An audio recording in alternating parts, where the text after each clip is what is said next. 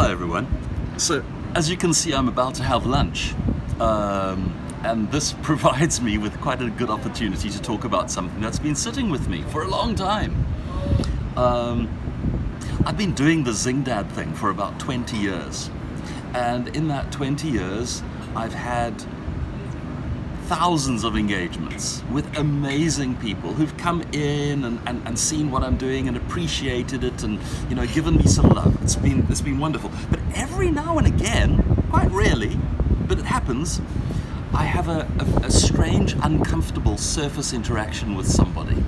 They maybe watch a bit of a video or arrive on my website and just see something, and something gets triggered in them.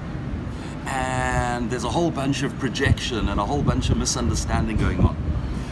Now, that's not my problem. I don't mind. Somebody misunderstands me. I'm certainly not for everyone. But recently my beloved Zoe said to me that there's some value in here. There's some stuff to talk about. So I'm going to be quick because I want to tuck into my lunch. But the first thing is, because what I do is in the realm of spirituality, spiritual healing, spiritual writing, more recently starting the One Tribe. People, a small subset of people, there are people who project upon me that they seem to think that I should be trying to be a saint. Like achieving some level of spiritual perfection. That I should be wanting to do that, and if I'm not achieving that I'm failing and can't do what I'm doing. So I want to say the first thing about that. Sainthood. It's almost a dirty word. I'm sorry, I don't mean to offend anybody that's into that, but it's almost a dirty word, because striving for perfection is impossible, a waste of time, and anyway, why come and be a human being? Why incarnate as a human being if you want to be some thing of spiritual perfection? I'm not interested. I'm not striving for perfection. I'm striving for authenticity and fidelity. By that I mean being able to connect with the divine within. Everyone's got the divine within.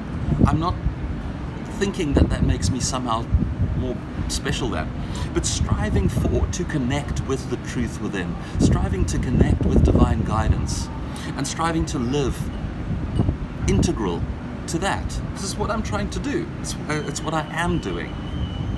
People also, I get this, people think that I think I'm a guru. Let me dispel that notion right away. I don't think I'm a guru. The whole idea of a guru is somewhat anathema to me. A guru being an external authority that you put on a pedestal and you just do what they say. They are your truth. And if they say, this is the path you must walk, child, you walk that path. That's a guru, to me, to my mind. Well, I can think of nothing that I would like less than to be your guru, because I want you to be responsible for you. I want you to take responsibility for yourself, for your path, for your journey, for all of that you are. I want you to take responsibility for it. I've got gifts to give. I have books that I write, and meditations and journeys and things that I give, but those don't come from a place of guruhood. They come from a place, I like the word Giru, G-I-R-U, which stands for God is really you, not me. I'm not shining my light to show you how special I am. I'm shining my light because I want to point to how special you are. Now, I understand people are triggered about the whole guru thing, how it comes to be a bit of a dirty word, because power gets so horribly abused in this world. People want to be put on a pedestal. There's a kind of a narcissistic thing about this. Worship me, adore me, see how special I am, and while you're doing it, throw money at me and surrender all your power to me. It's a horrible thing. It happens. It happens in the spiritual world. It happens in all walks of life. It happens in, corporations. You have CEOs who do this sort of thing. Politicians. Oh my God, politicians are the worst. But I'm not that. I don't want to be that. I'm not trying for that. It's anathema to me. But the consequence is a whole lot of spiritual judgment arises. You know, people look at me because I'm not shy. I'm not ashamed of who I am. I'm not hiding away. I'm not trying to be something else. But people arrive, they look at me, and then they leap to judgments. And this is why I chose to do this video with a burger and a beer. I want you to see. This is, and I'm salivating for it. I want you to see that I'm not trying to be anything holier than thou.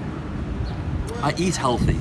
I really do. This is an exception. I eat really healthy. I make healthy choices, but not because I'm more special than. And every now and again, I'll have a burger and a beer, or a slice of cake, or, you know, whatever, because I'm really trying to be a human being, and I want to enjoy my life. And if that makes you judge me, if you're like, he eats meat and he drinks alcohol, he can't be a teacher, well, then that's wonderful. Then this is an opportunity for you to say, okay, he's not for me, because if somebody's going to teach me something, they need to be this unreachable symbol of perfection. Then I'm really not for you. The Zingdad experience is really not for you. Take your no, respect it, and go look for a guru somewhere. So what spiritual judgment does is it makes us self-righteous. And I would honestly rather be a humble bumble, you know what I mean? Somebody who messes it up and gets it wrong and is humble, than somebody who is striving for perfection and in their spiritual self-righteousness. Because judgment and self-righteousness are far worse than having a burger and a beer. You know, really, it's far more poisonous to your soul. We can talk about, and I'd like to do some follow-up videos about like really what it means as a spiritual person to eat meat, to consume alcohol. You know, what is healthy, what is okay, what's too much, and we can talk about all kinds of other things, you know, tobacco and drugs, and we can talk about all kinds of things, but that's not what I'm doing right now. What I'm talking about today is the fact that you can be on your path. You can be right with yourself, right with your body, right with the divine, right with God. And somebody else can come along and look and point fingers and tell you you should be different because you are triggering my wounds, my pain, my judgments. Your wounds, your pain, your judgments are your journey. And if somebody's triggering them, there's something for you to heal, not for them to change. And then I want to, because I'm in a hurry to get eating, I want to talk about unity consciousness, which is really, that's the ethos that I live by, unity consciousness, oneness. If you are striving for oneness, then there is inclusivity, which is the awareness that everybody is part of the oneness. Whatever they're doing, wherever they are, however they're living, they're worthy, they're part of the oneness. Sometimes it would look to you as if they're getting it terribly wrong. Well, they're on their journey. They'll figure it out eventually. Everyone goes home eventually to the oneness. In terms of oneness, inclusivity is about giving others the space to be who they are, to find their path, to find their journey. If they're struggling and they ask for help, help them. If you have guidance or something, if you can help and they ask for help, help them. But if you're looking at somebody else and you're saying you're getting it wrong and you need to change because my ideas about you prove that you're wrong, well, then you are engaged in spiritual exclusivity and spiritual judgment and self-righteousness and a whole bunch of other painful things, which takes you nowhere good.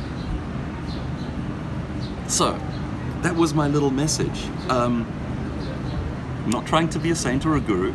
I do like the idea of being a guru. I have much to offer. I don't think I'm more special than. And until next time, cheers.